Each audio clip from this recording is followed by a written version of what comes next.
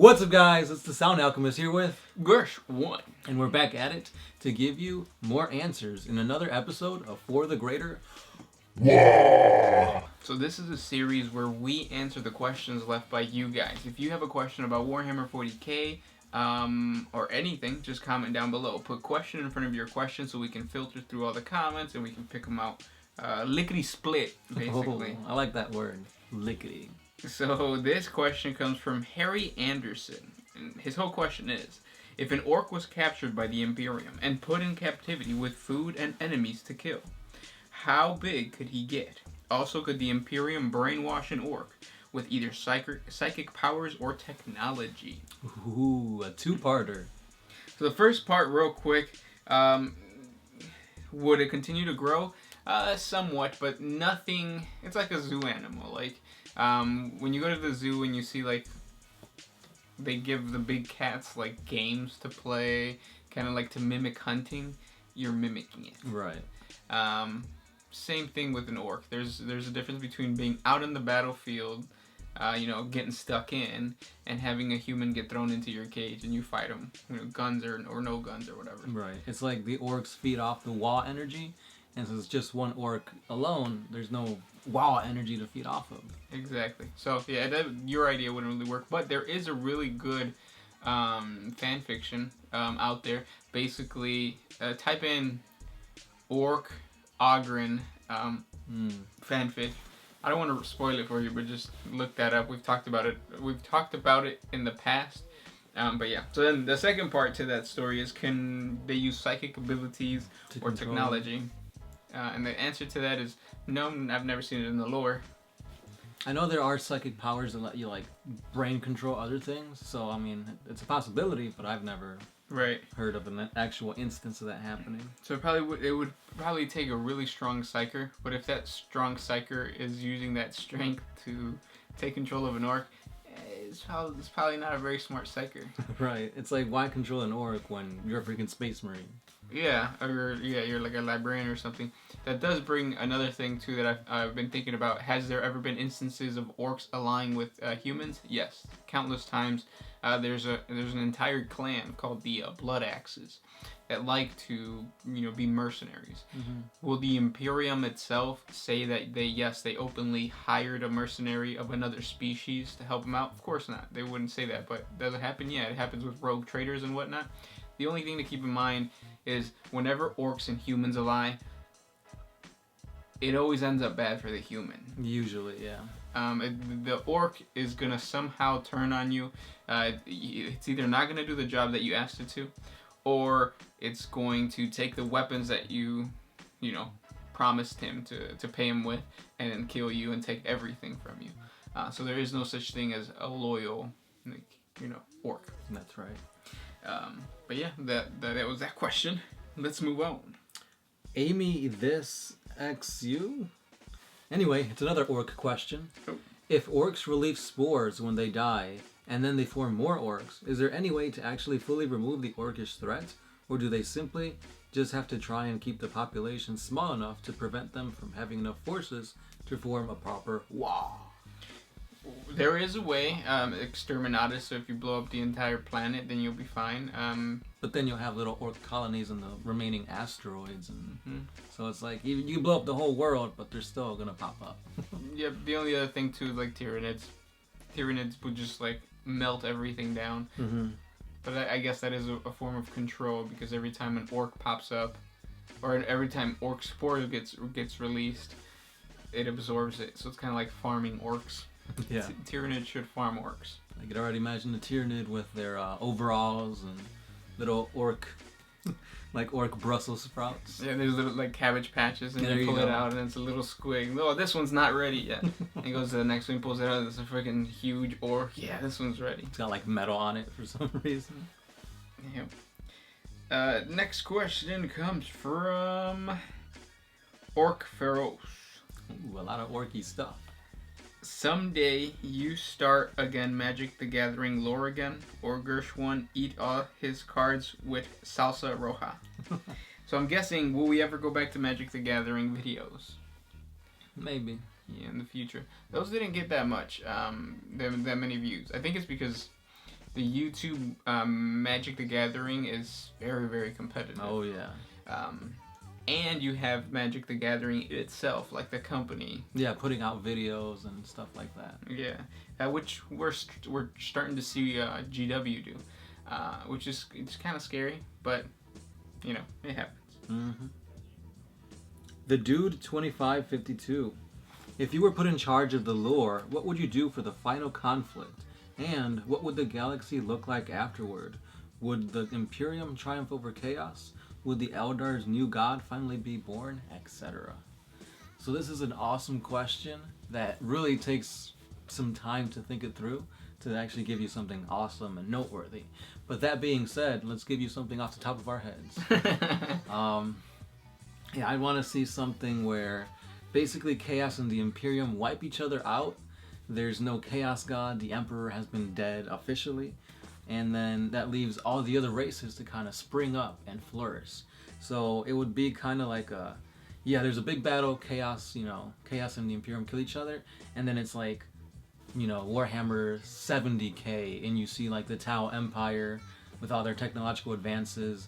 The Tyranids becoming more of a... or less of a threat and more like a kind of like a sport, like people hunting Tyranids for fun, stuff like that, and see new races pop up, and that's my opinion. I would really like to have it be like a cyclical thing. So like with the old ones, it was the good guys were the ones using the warp, the bad guys were the Necrons, and then jump to the 40K. Bad guys are the ones using the warp. Good guys are the ones not using the warp, which is like Space Marines and whatnot. The webway and all that. Right, and then. To the future, kind of in the same situation with you. This time it goes back to the War in Heaven, where the good guys are going to be the ones using the warp to fight the bad guys, which would be the Tau, because the Tau have come up.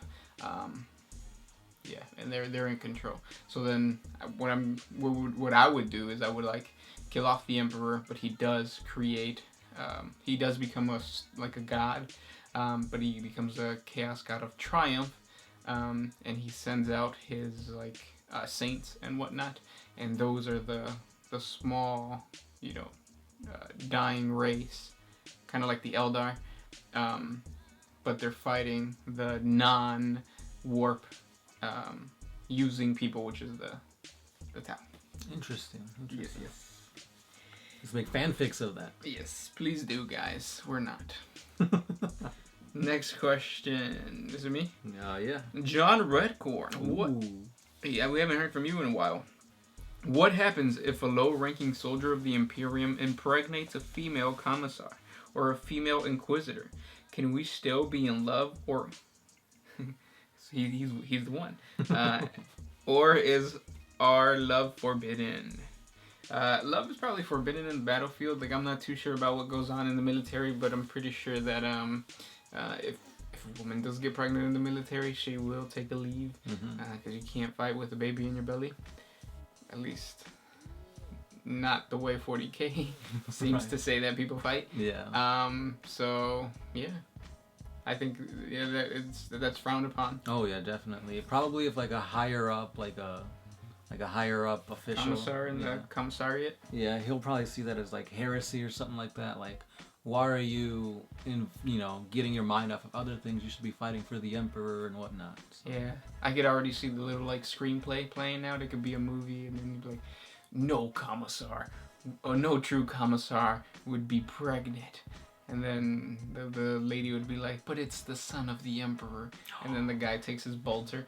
No, he doesn't have a bolter because he's a human. He'll take his las gun or whatever, and then hit the stomach, and then she goes, oh, and then there's a crying silent moment, and he walks out of the room, and she loses her baby. Very Game of Thrones-esque. Yes. Then a dragon comes in. White Walkers just rise out of nowhere. Necrons are White Walkers. Oh, there you go. Lord Janik. So, what are your favorite foods? That's a tough question. It's very hard to answer. Currently, I'm really big into quesadillas. For all you non-Spanish speaking people, quesadillas. There you go. Yeah, I really like quesadillas. From Chili's. Oh, Chili's. Yes. Oh yeah, those. Every time I go to Chili's, that's what I get. The bacon ranch. Yes. Oh, those are good. Yeah, I was about to say, is it just like cheese and Tortilla, yeah. Yeah. I'd say right now I've been maxing out on what are those things called? Cinnabons? No, they're like brisket. Oh. Brisket sandwiches. We used to work at the in a city nearby, the Walter Payton Roundhouse. It's a house that was round, but it was actually like an old school train. Yeah, it's where they would take the train and they would like spin it and then send it back the other way. Yeah, way back in the day. Oh yeah. But they used to bring out like brisket that was cooking, like, for a very long time, and they would just leave it out there. And I was a busboy, so I would walk into the kitchen and I'll just like take pieces and then run to the salad guy because the salad guy had bread, and I'll like cut it into make myself a brisket sandwich. Oh, that was a bomb. Oh yeah, brisket. That's what's up. This question comes from Jake Cliff. Where would you live in 40K if you could choose anywhere to live? So if I could live anywhere in 40K, I would probably choose either like one of the main Tau worlds, or if it was in the Imperium, since I am human after all, I would hope it would be in the Ultramar system, because I mean it's one of the most heavily fortified, protected, and Ultramarines are like Gods. Yeah, so I would praise them. Yeah. Where would I want to live? In a shanty town. In a shanty town controlled by the orcs? No, fuck that. Probably Terra, just because it's cool. If not, a Cardinal world. Ooh. Run Azazel Run. With the info that GW has put out on 8th edition, how do you think it will affect the hobby, like popularity, secondhand prizes, etc.? Okay, so how's it going to affect the hobby? I really hope it's going to be really good for bringing in more people. That's right. There's going to be a lot of hate, especially from guys like us who've been playing the game for a while. Mm-hmm. I'm about to do that right now, but hopefully what this does is it really brings new players. Because if you go to the link that they give you in that video that just came out, Friday? Yeah, I think it was Friday. Last Friday, where like they're talking about the new edition coming out. You go into the website, and it's broken up into... was Imperium, Chaos, and Xenos. And I hate that. Like, it's so annoying. But, like, to a new person coming in, when they would see the long list of races, and half of those races were the Imperium... Yeah. It would be confusing. But I hate the fact that they simplified it to 3. It makes it feel like Age of Sigmar. And I know that's a huge, like, oh, don't say that because everybody hates Age of Sigmar. Even though I'm pretty sure everybody secretly loves Age of Sigmar. I don't like that. Like, it scares me that they're gonna oversimplify the Necrons and the Tyranids. Because how could you lump them together? Yeah, like they're two completely different things. They fight differently. They look differently. They lore is different. Right. Going off of that, one of the things that I was kind of like, whoa, what the heck? I heard from somewhere that they're actually gonna take away codexes. Like, you don't need to buy a codex. All the rules are gonna be here. But I don't know. I don't know, man. That's really scary. It's like, I mean, and in one way it's cool. Like, oh, I don't have to spend $50 to buy this book so I can play. But at the same time, it's like that's where you get lore. That's where you get inspiration. They teach you all the basics of your army. Like, what are they gonna do? Like, I don't know. Yeah, so that's why, like, if you go to Age of Sigmar and you try to learn the lore of Age of Sigmar, it's really hard. Yeah, it's convoluted, and that's because they're not investing in the lore. Because it's free. Like, you could just download the Battle codex. codes? Yeah, and that. So if they do that to Warhammer 40K, I'm pretty sure that they're not gonna pay as much to have the lore be intricate and awesome the way that it is. So it's scary. Yeah, just gotta hold on to our what are those things called? The Crux Terminatus. Crux Terminatus, and hope that we can survive. There you go. Abe Lovago. If the Loyalist Legion all turned to Chaos, what Chaos God do you think they would turn to? Okay, so Space Wolves, definitely Khorne. Blood Angels, Khorne. Right? I think so, yeah. Dark Angels, Tzeentch? Because they're kind of like secretive and like... Yeah, tricky and whatnot. Yeah. Ultramarines. Oof, those are the ones that I don't see turning to anything. Yeah. If anything, I still think Zinch because blue. Who else is there? You've got the Imperial Fist. Imperial Fists. What? Not well, Khorne because they're supposed to be like tough and like. Yeah, fortifying. Fortifying, yeah. You've got the White Scars, Slaanesh, because Slaanesh is supposed to be all about being quick. I feel like we're missing like really big ones. Well, so we said Ultramarines, Space Wolves, Blood Angels, Dark Angels, Imperial Fist, White. Oh, Salamanders. Oh yeah, Salamanders. Fire, Khorne. Yeah. What was the other one I was gonna say? Oh, Raven Guard. Zinch again. I don't think anything would turn to Nurgle. Yeah, Nurgle is really hard. Yeah. Cause it's all about like decay, and you don't really associate like that kind of stuff with the loyalists. Oh, and with the videos that are coming out too, I have a feeling that because we talked about Nurgle, I'm really disappointed that the next box set, the starter box set, is probably gonna be Nurgle Marines versus like who's like known for fighting the Death Guard. Because you know how they always have their counterparts? Right. I don't think there is any. Do they? Not that I'm aware of. You know how like the Imperial Fist, and then they have the Iron Warriors. But it kind of sucks because it's going to be like Space Marines and Space Marines. Right. Which I don't really like. But hopefully that doesn't happen. Just gotta wait and see. Next question. Linda Salgado. How can I look cool when playing 40K? Well, first you have to like walk in cool. So if you go to a GW store, usually they have a giant like Space Marine there. So what you do is you come in with your stuff, you look over to the Space Marine, and you give them a nod. You put your sunglasses on. Make sure they weren't on, outside. You gotta wear them inside because that's when you're letting people know that shit's about to go down. Mm-hmm. And then there's always a really friendly guy who's like, "Hey, buddy, what you in here for today?" Don't talk to him. Just be like, "Fuck you," and go straight to a game and say, "I'm playing."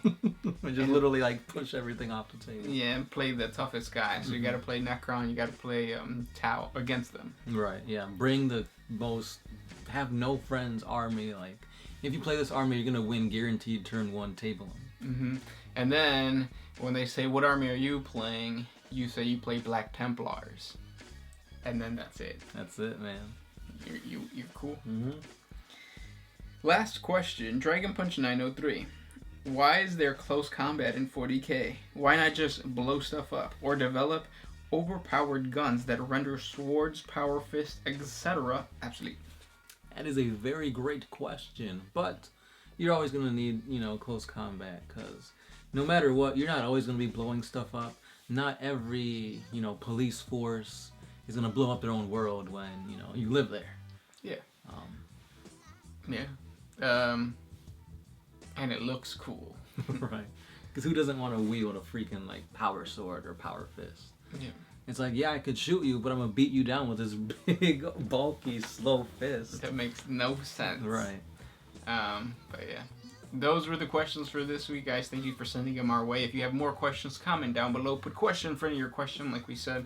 And, yeah. Yeah, we'll see you next time. Don't forget to hit us up on all the social media, which is Twitter, Instagram, Facebook, and Patreon. And as always, I'm the Sound Alchemist. Gersh1. We are One Mind Syndicate, and we are out of here. Life can be mighty monotonous. We're always battling boredom. But tell me where has it gotten us? Everything's still so doggone humdrum.